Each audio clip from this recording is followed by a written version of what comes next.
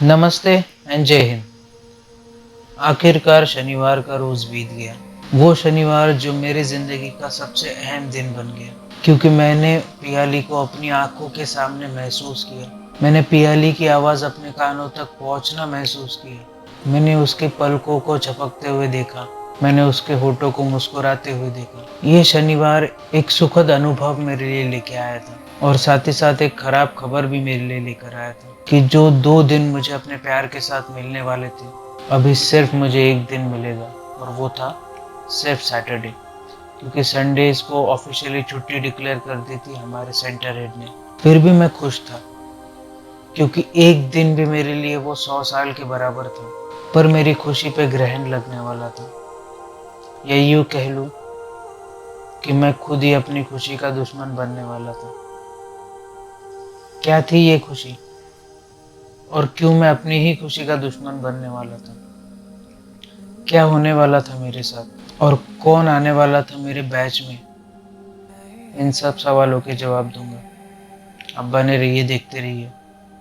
काश तुम मेरे होते।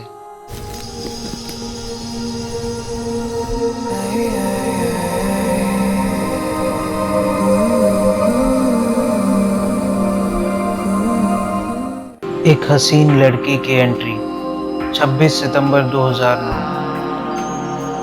शनिवार को खत्म करके मैं रोज की तरह क्लास के लिए निकला। इंस्टीट्यूट पहुंचते ही सोनिया मैम तक पहुंचा, अपना अटेंडेंस रजिस्टर लिया, और वहां पे अपनी अटेंडेंस साइन करने लगा।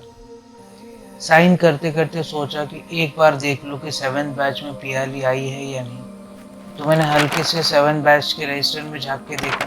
वहां पे मुझे पियाली का नाम दिखा, और अटेंडेंस रजिस्टर में उसकी साइन दिखी। मतलब मुझे एक चीज तो कंफर्म हो गई थी कि पियाली आज क्लास आई है। मतलब शायद मुझे उसकी एक झलक मिल जाए, कहीं ना कहीं से मुझे वो दिख जाए। यही सोचकर मैंने अटेंडेंस रजिस्टर साइन करना शुरू किया। मुझे मेरा अटेंडेंस रजिस्टर साइन करते ही एक नाम नया सा दिखा। मेरे ही बैच में एक नई एडमिशन थी। उस लड़की का नाम था महक कौशिक। मुझे पता नहीं था कि ये नाम मेरी जिंदगी में क्या तूफान लाने वाला है। मैंने नाम को इग्नोर कर कर अपनी क्लास की ओर चल पड़ा। क्लास की लॉबी से चलते चलते मैंने हल्के से 7th बैच के क्लास में झांक कर देखने की कोशिश की कि कहीं से मुझे पियाली की एक झलक मिल जाए और मेरा दिन बन जाए। होता ये था कि उसकी एक झलक से दिन खुशहाल हो जाता था। उसकी एक झलक से ऐसा लगता था कि मेरा यहाँ आना सफल हो गया। पर मुझे उसकी झलक नहीं मिली। हताश मन से अपनी क्लास की ओर चलता रहा। अपने क्लास में एंटर हुआ तो मेरे सामने गौरी के पास एक लड़की बैठी थी। ब्लैक कलर की जीन्स थी, रेड कलर का टॉप था, उसके ऊपर में एक जैकेट, और गले में सांप जैसा टंगा हुआ एक स्कार्फ था। उसको देखकर कोई भी बोल सकता था कि एक फैशन डीवा हमारे क्लास में आ चुकी है। गौरी के साथ बैठकर हंसकर वो बातें कर रही थी। उसको देखकर अचानक से मेरे दिमाग में एक उथल पुथल सी मच गई। तभी अचानक मेरे दिमाग को शांत करने वाला विजय का आवाज आया। हाय शान, विजय ने मुझे आवाज देते हुए कहा। मैंने विजय को हाथ हिलाते हुए ग्रीट किया। मैं दबे पाँव से विजय के पास पहुंचा। अनिकेत और कृष्णा का है?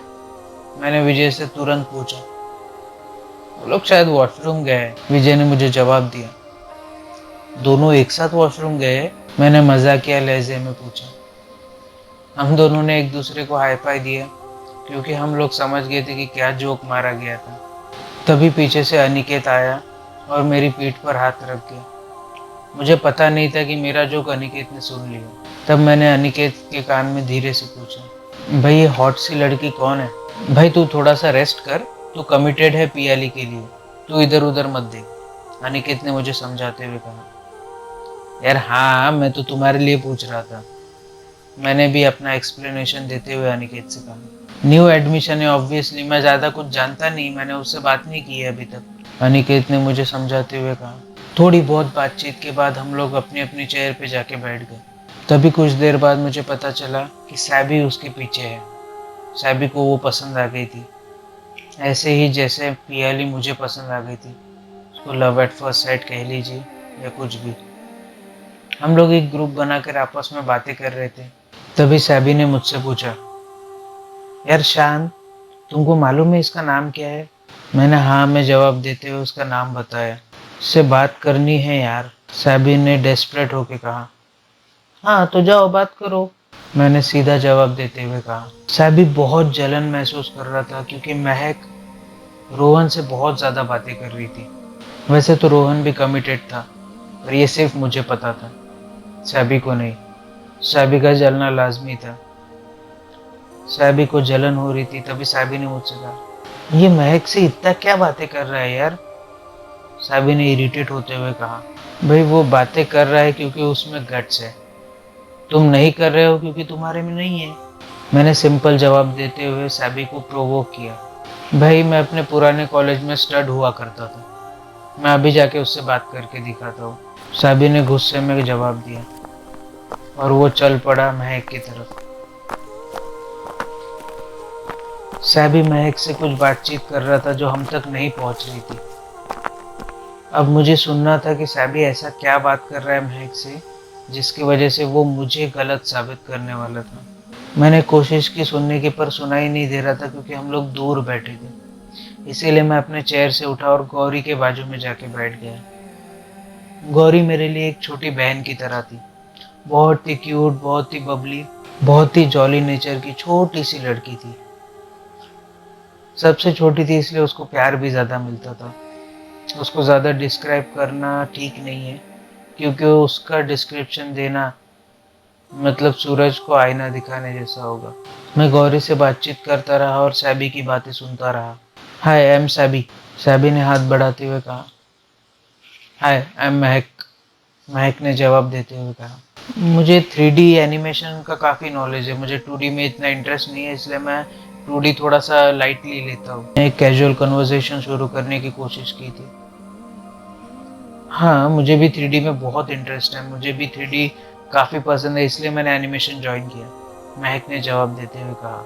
मैं अपनी किस्मत को कोस रहा था क्योंकि जिसको मैं चिढ़ा रहा था वो जाके डायरेक्ट बात करके आया, और सिर्फ बात ही नहीं, अभी वो आगे और भी कुछ करने वाला था। सैबी ने अपना नंबर उसे दिया और कहा, ये मेरा नंबर है, अगर 3D एनिमेशन में कोई भी चीज़ आपको चाहिए हो तो मुझे बोलिएगा, मैं आपको हेल्प कर दूंगा। सैबी ने उसे नंबर देते हुए कहा।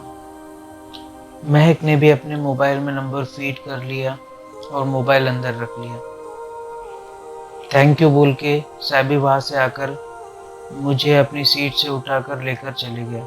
सैबी खड़ा था मेरे सामने, ऐसा कि जैसे उसने पूरी दुनिया जीत ली हो। और तभी मुझे ऐसी फीलिंग हुई कि जब मुझे पियाली का नंबर पहली बार मिला था, जब मेरी फीलिंग थी, वही फीलिंग आज सैबी को हो रही होगी। इसीलिए मैं कंप्लीटली रिलेट कर पा रहा था सैबी के इस बिहेवियर से।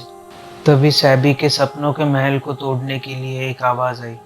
थैंक यू सैबी भैया, मैं कभी भी आपको कॉल करके 3D के बारे में नॉलेज ले लूँगी। जैसे ही महक ने सैबी को भैया कहा, वैसे ही हमारा पूरा ग्रुप जोर जोर से हंसने लगा। और हल्के से मैंने महक को भी देखा, वो भी हंस रही थी। शायद महक भी समझ गई थी कि ये लोग क्या कर रहे हैं, और उसने जब सैबी को भैया कहकर बुलाया तब हम सब लोग हंसने लगे। और सैबी एक हारे हुए फुटबॉल प्लेयर की तरह जाके अपनी सीट पे बैठ गया और सर्कल्स बनाने लगा। हमारी हंसी को इंटरप्ट करने के लिए DID एंटर हुए। डार्लिंग्स, आप सबके लिए एक गुड न्यूज़ और एक बैड न्यूज़ है, बट ये दोनों न्यूज़ मैं आपको अभी नहीं बताऊंगा, बाद में बताऊंगा, अभी आप अपना काम करो जो आप कर रहे हो, DID ने अनाउंस करते हुए कहा। DID ने हमको सोच में डाल रखा था, बट मेरी नज़र तो ढूंढ रही थी उस लड़की को, मेरे प्यार को, क्योंकि अभी तक मुझे वो दिखी नहीं थी। बार बार मेरी नज़र उस दरवाजे पे जा रही थी, जो कांच का दरवाज़ा मुझे उसके आने की अनुभूति करवाता था। शनिवार का दिन अलग था, शनिवार वो मेरे सामने बैठी थी और अब वो मेरे पास होके भी इतनी दूर बैठी थी कि आज मुझे उसको देखने का मौका तक नहीं मिला। काफ़ी देर तक अपना काम करते रहने के बाद DID अपने चेयर से खड़े हुए। DID ने अनाउंसमेंट करना शुरू किया। डार्लिंग्स, 5 दिन बाद हम लोग 2D लैब में जाएंगे। DID बीच में रुक गए। तभी मैंने हाथ उठाते हुए DID से पूछा, सर अभी हम लोग 2D लैब में नहीं है, ये 2D लैब नहीं है, ये 2D का बेसिक्स है, इसीलिए हम लोग इधर है।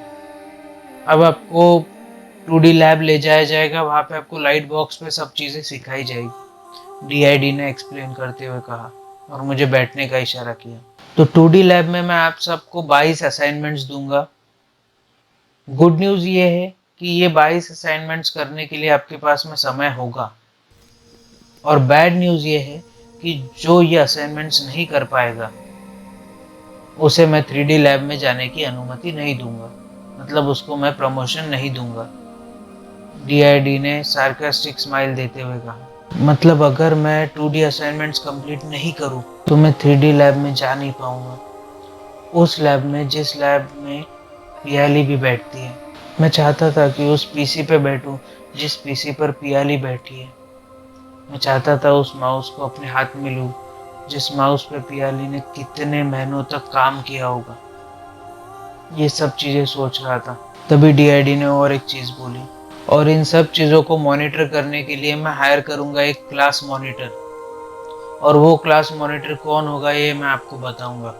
DID ने अपनी स्पीच खत्म कर दी। हम सब लोग जानते थे कि रोहन 2D में मास्टर था। DID को भी थोड़ी सी टीचिंग रोहन से लेनी चाहिए थी, इसीलिए हमको पता था कि 2D मॉनिटर जो बनेगा वो रोहन ही बनेगा, क्योंकि रोहन का हाथ 2D एनिमेशन में कोई नहीं पकड़ सकता था। आज भी रोहन इतना ज़बरदस्त 2D आर्टिस्ट है कि उसका हाथ DID भी नहीं पकड़ सकते। पर क्या होगा उन 22 असाइनमेंट्स का, और कौन होगा क्लास मॉनिटर, और महक के आ जाने से क्या होगी मेरी लाइफ में उथल पुथल, क्योंकि महक तो आ गई थी और उसके पीछे पीछे सारे लड़के पड़ गए थे। क्या 7 बैच, क्या 6 बैच, क्या 5th बैच, सारी बैच की अटेंशन हमारी बैच की तरफ मुड़ गई थी, क्योंकि हमारे एकेडमी में एंट्री ले ली थी एक बॉम्बशेल ने। हमारी बैच में एंट्री ले ली थी एक ऐसी लड़की ने जिसने सबको हिला के रख दिया था। पर क्या ये लड़की मेरे जीवन में भी कोई तूफान ला पाएगी, और क्या ये लड़की मेरे और पियाली के रिश्ते में भी कुछ खलल डाल पाएगी, और कौन होगा क्लास मॉनिटर, क्या होगा 22 असाइनमेंट्स का। इन सब सवालों के जवाब मिलेंगे। तब तक के लिए आप बने रहिए, देखते रहिए काश तुम मेरे होते। और आप क्या कर सकते हैं, अपने हाथों की सफाई का ज़रूर से ध्यान रखिए, बार बार अपने हाथों से अपने चेहरे को मत छूइए। इसके अलावा सोशल डिस्टेंसिंग का ध्यान ज़रूर रखिए, मतलब अपने में और अगले में कम से कम 10 से 12 फीट का अंतर रखिए। इसके अलावा भारत में बनी कोरोना वैक्सीन कई प्रक्रियाओं से गुजरने के बाद आप तक पहुंच रही है, तो जब भी आपकी बारी आए कोरोना वैक्सीन ज़रूर लगवाइए।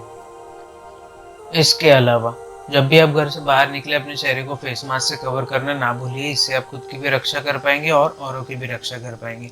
इसके अलावा अगर लाइफ में कभी आपको लो फील हो, कोविड की वजह से आपकी जॉब चली गई हो, आप पे इकोनॉमिक क्राइसिस आ गए हो, या कोई भी आपको प्रॉब्लम हो, तो इसके बारे में अपने घर वालों से बात कीजिए, जानने पहचानने वालों से बात कीजिए। डिप्रेशन में मत जाइए, डिप्रेशन को मार के इंडिया से भगाइए। और अगर मेरे पास में और भी कोई टॉपिक आता है तो उसके ऊपर मैं एक वीडियो बना दूंगा। तब तक के लिए आप बने रहिए, देखते रहिए एक्सपोजिंग स्टार विद शांतनु, और आगे के सवालों के जवाब जानने के लिए बने रहिए काश तुम मेरे होते पे एक्सपोजिंग स्टार विद शांतनु पे। जय हिंद।